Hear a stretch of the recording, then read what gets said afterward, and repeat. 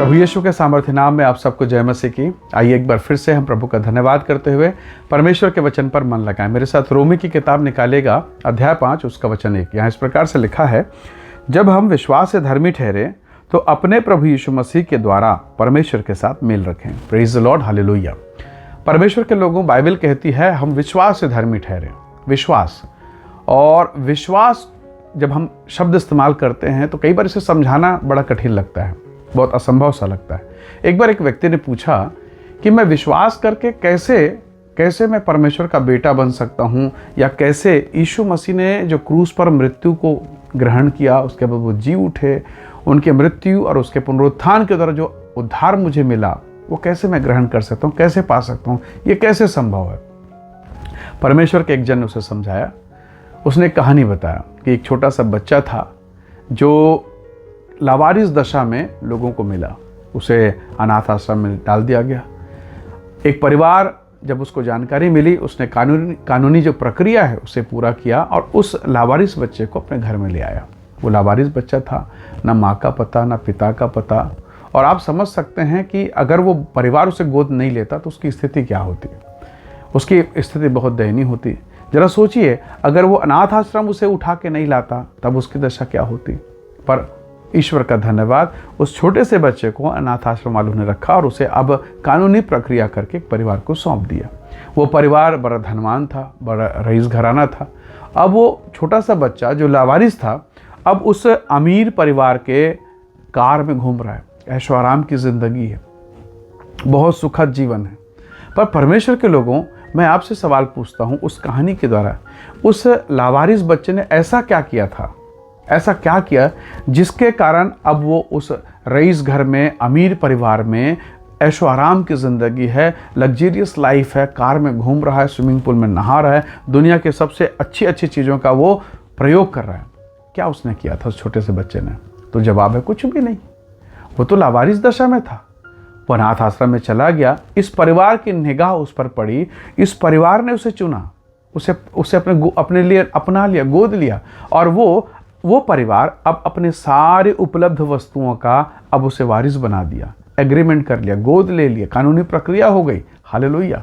परमेश्वर के लोगों, बड़ा होकर मान लीजिए यही बच्चा ये बोल दे कि मैं तुम्हारे साथ नहीं रहूँगा, मेरा तुम्हारा कोई लेन देन नहीं, आपसे मैं आपका बेटा नहीं, मैं आपका संतान नहीं, क्योंकि आपने मुझे गोद लिया था, अब मैं इस परिवार में नहीं रहूँगा।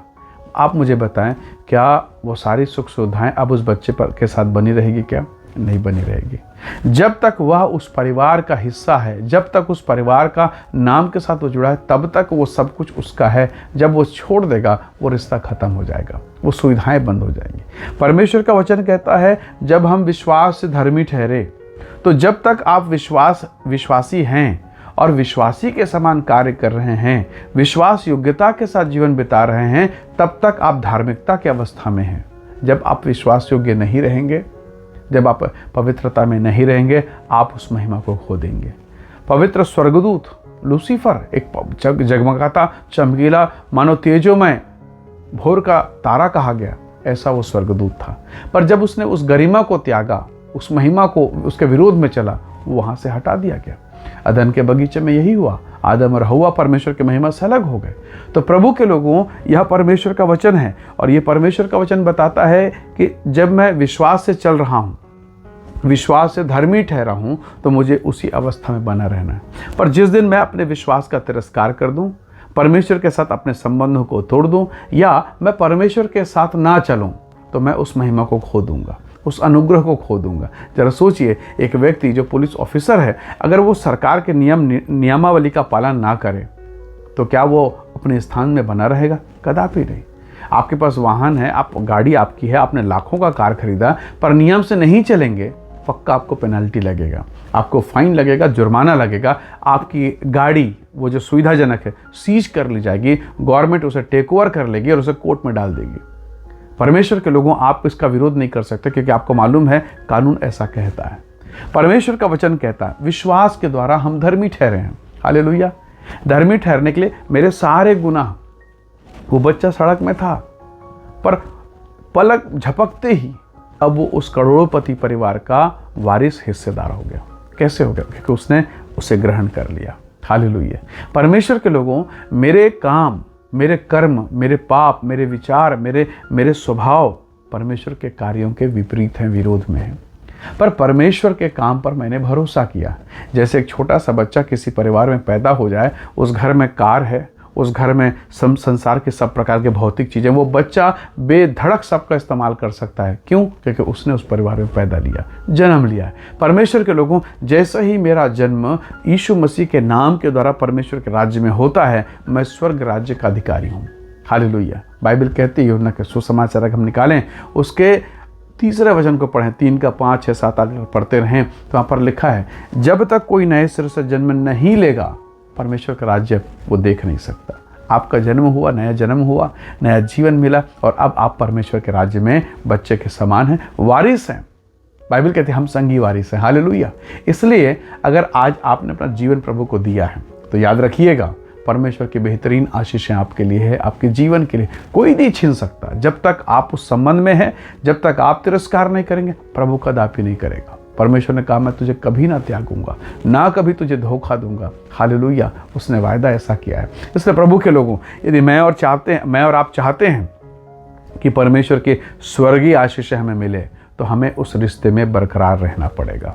उस हिस्से में एक स्त्री एक पति के साथ जब एक युवक के साथ विवाह कर लेती है, तो उसका जो कुछ उसने बचपन से लेकर आज तक पाया, उसकी पैतृक संपत्ति, उसका सब कुछ, उसमें वो हिस्सेदार है, लाइफ पार्टनर है। उसका जो कुछ है अब वो पत्नी का वारिस हो गई है। किस लिए? बस ये कि उसने उसके साथ विवाह कर लिया। मान लीजिए कोर्ट मैरिज हुई, मतलब एक सिग्नेचर से वो लाखों की संपत्ति की मालकिन हो गई। क्यों? क्योंकि उसने अपने आप को दे दिया और उसे अपने जीवन में एक्सेप्ट कर लिया, उस पुरुष को ग्रहण कर लिया। अब पति और पत्नी बन चुके हैं। यानी वो ग्रहण करना, वो अंगीकार करना, उस धार्मिकता में बने रहना। पर वही स्त्री अगर अपने पति को धोखा दे, या उसके साथ सही ना हो, या उसके साथ उसका संबंध खराब हो जाए, या उससे वो अलग हो जाए, या तलाक हो जाए, क्या अब वो उसके घर में रह पाएगी? नहीं रह पाएगी। अब संबंध खत्म, सुविधाएं खत्म, रिलेशंस खत्म। परमेश्वर के लोगों, जब मैं परमेश्वर के साथ अपने संबंधों में सही रहता हूँ, मैं परमेश्वर के आशीष को पाऊंगा। प्रभु का एक स्वभाव याद रखिएगा, परमेश्वर अपने वरदानों को कभी वापस नहीं लेता, परमेश्वर अपनी दया को कभी वापस नहीं लेता, लेकिन मनुष्य स्वयं ही अपनी अभिलाषा में फंसकर उसके अनुग्रह को, उसकी दया को तुच्छ समझता है, और वो दया अब उसके जीवन के लिए हानि का कारण बनकर सब खत्म हो जाता है। इसलिए परमेश्वर के लोगों, कितना सुंदर ये वचन है। अगर आप रोमी की किताब उसका 5 अध्याय उसके 1 वचन को निकालें, हेडिंग लिखा है परमेश्वर से मेल, परमेश्वर से मुलाकात। हालेलुया। कितना अद्भुत अनुग्रह। तो यदि आज आपका प्रभु के साथ मेल हो गया, जीवन में तकलीफें हो सकती हैं। ऐसा नहीं कि प्रभु के पास आप आ गए हैं तो सब कुछ अच्छा रहेगा, नहीं। परमेश्वर के लोगों, ऐसा नहीं है। परमेश्वर आपको चिंता रहित, समस्या रहित जीवन देने का वायदा नहीं करता। वो कहता है तूफान आएगा, स्थिर मैं करूँगा। Praise the Lord. परमेश्वर का वचन कहता है जितने हथियार तेरे हानि के लिए बनाए जाएंगे, यानी हथियार तो बनेगा, पर यह लिखा है सफल नहीं होगा। हालेलुया। परमेश्वर के लोगों, तूफान आएंगे, समस्याएं आएंगी, पर आपका परमेश्वर आपको सहारा देगा। यही रिलेशन, यही संबंध अगर आपके साथ है।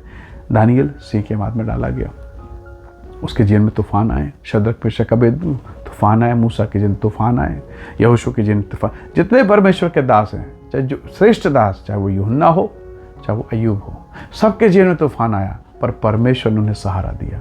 यदि आज आप और मैं मसीह में बने हैं, तूफान आएगा, प्रभु आपको सहारा देगा। इसलिए तूफान में परमेश्वर जब आपके साथ है तो डरने की आवश्यकता नहीं है, प्रभु के साथ बने रहने की आवश्यकता है। हालेलुया।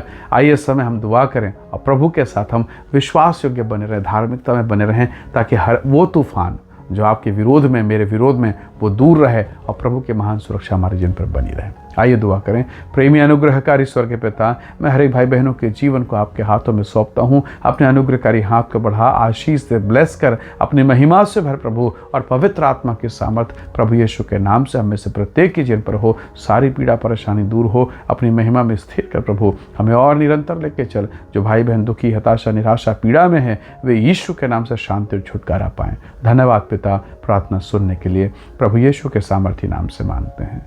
आमीन, आमीन। प्रभु आप सबको बहुत ऐसे आशीष दे। Praise the lord. जय मसीह।